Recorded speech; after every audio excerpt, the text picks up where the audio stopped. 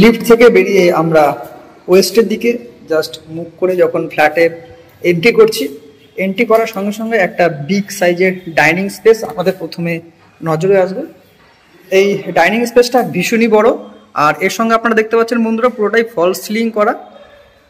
Dining স্পেসটা এখানে actually একটা বেডরুম যেরকম হয়, বেডরুমের থেকেও মানে দুটো বেডরুম যদি আপনারা একসাথে অ্যাডজাস্ট করেন যতটা সাইজ আসবে ততটা সাইজ কিন্তু এই ডাইনিং স্পেসটা রয়েছে, আর পুরোটাই কিন্তু ফল সিলিং করা বন্ধুরা।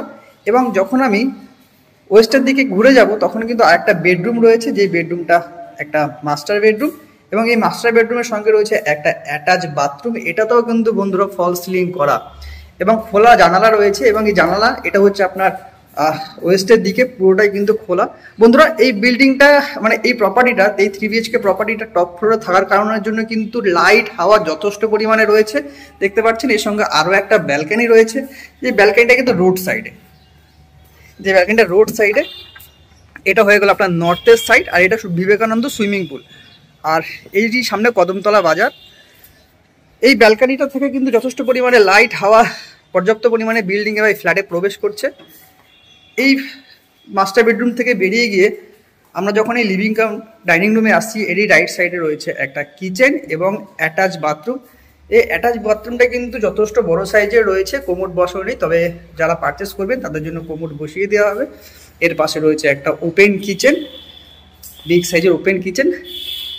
সমস্ত জায়গায় কিন্তু ফল সিলিং করা রয়েছে, এবং এর পাশে রয়েছে সাউথের দিকে একটা বেডরুম, যার পাশাপাশি দুটো জানালা আপনারা দেখতে পাচ্ছেন। এটাতেও কিন্তু বন্ধুরা ফল সিলিং করা। টোটাল এই 3 BHKটাতে কিন্তু ফল সিলিং করা থাকবে দেখতে পাচ্ছেন। এটা পুরো সাউথের দিক, এই সাউথের দিক থেকে কিন্তু যথেষ্ট পরিমাণে হাওয়া লাইট সমস্ত কিছু আসছে। আপনারা যতক্ষণ না সন্ধ্যা হচ্ছে বা রাত হচ্ছে ততক্ষণ কিন্তু আপনাদের এই ফ্ল্যাটের মধ্যে কাউকে লাইট জ্বালাতে হবে না। এর সঙ্গে রয়েছে একটা ব্যালকনি, এটা সাউথের দিক এবং এটা ওয়েস্টের দিক। এরই পাশে রয়েছে কিন্তু একটা রাস্তা। টোটাল বিল্ডিংটা দুদিকেই কিন্তু বন্ধুরা রাস্তা রয়েছে।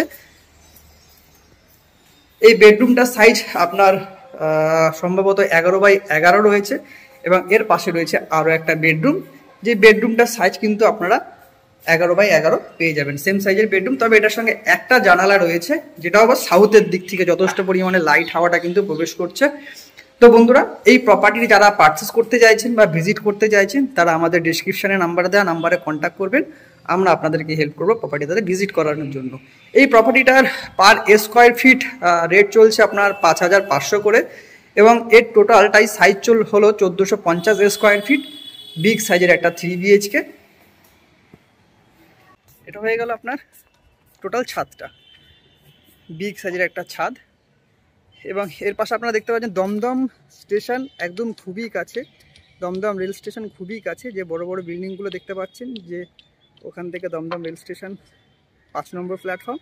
এবং আপনি চাইলে দমদম রোড দিয়েও এখানে আসতে পারেন। দমদম রোড যদি আপনাদেরকে বলি, দমদম রিলায়েন্স ট্রেন্ডস এখান থেকে আপনারা দেখতে পারবেন, তাহলে বুঝতে পারবেন যে দমদম রোড কতটা দূরে রয়েছে।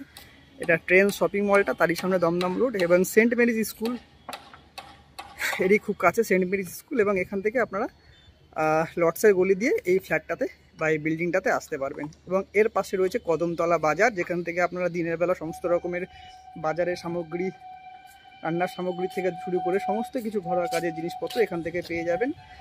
এবং বিবেকানন্দ সুইমিং পুল, এটা হয়ে গেল এটার এক্স্যাক্ট লোকেশন।